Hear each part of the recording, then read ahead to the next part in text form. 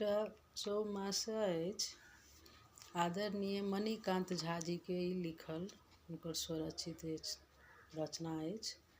हम गाबऽके कोशिश करै छी। चैत हे सखी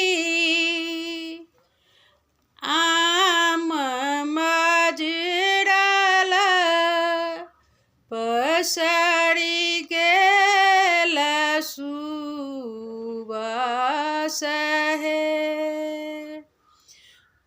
चैत हे सखी आम मजरल पसरि गेल सुबास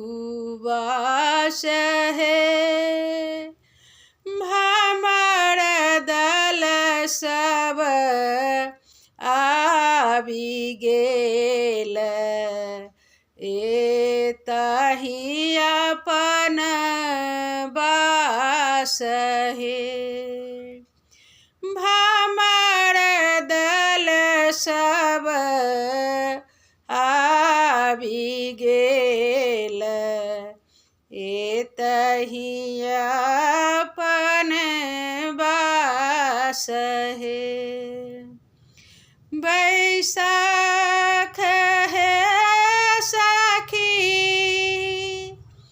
भेल टिकुला लिबे लागल साख हे।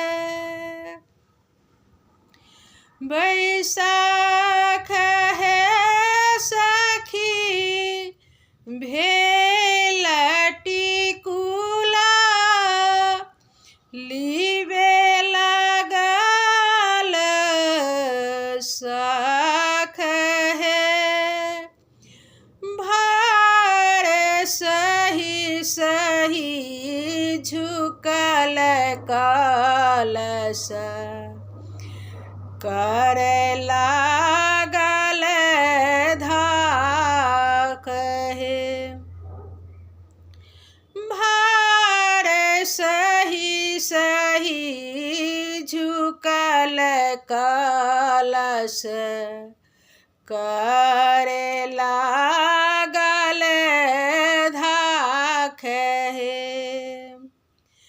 जेठ हे सखी गोपी पाकल बने लागल आम हे।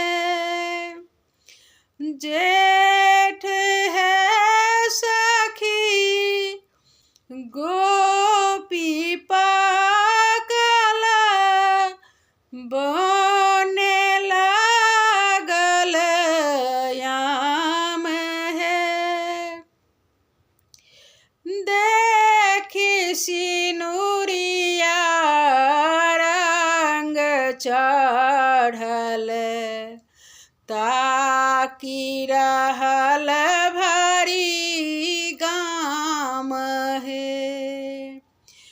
देखि सिनुरिया रंग चढ़ल ताकि रहल भरी गाम हे।